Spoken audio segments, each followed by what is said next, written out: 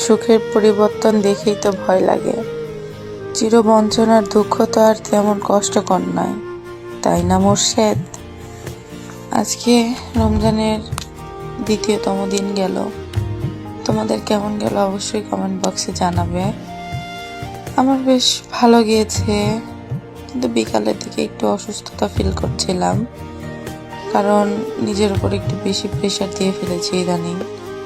জানি না কেন, সবার মন যোগে চলতে চলতে আমি নিজের মনটাকে মেরে ফেলতেছি, আর এটা এখন এসে পদে পদে বুঝতে পারতেছি।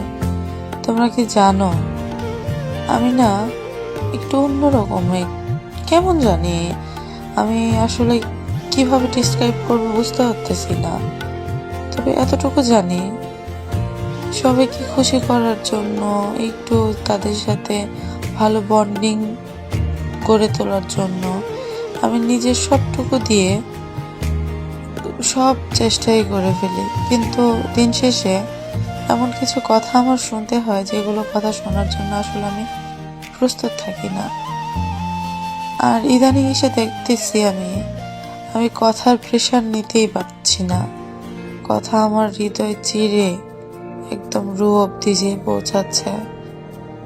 আল্লাহ মাফ করুক, সবাইকে হেদায়েত দান করুক, সবাইকে এইটুকু বোঝার তৌফিক দান করুক আল্লাহ, যে লুমাজা থেকে বেঁচে থাকাটা আমাদের কতটা প্রয়োজনীয়, কতটা দরকার, কতটা নিষ্ঠার সাথে আমাদের লুমাজা ত্যাগ করতে হবে। স্পষ্টভাষী হওয়া ভালো, কিন্তু এতটা স্পষ্টভাষী হওয়া ভালো না যে আপনার সামনে কে দাঁড়ায় আছে, কি বলছেন না বলছেন সেটা আপনি দেখছেন না। দেখবেন আপনার আশেপাশের মানুষ যেন আপনার দ্বারা এমন কোনো কষ্ট না পায় যে আল্লাহর দরবারে দুহাত তুলে কান্না করে। বারবার বলছি, এমন কোনো কাজ করবেন না। কথা একবার বের হলে আর ফেরত আসবে না। আসসালামু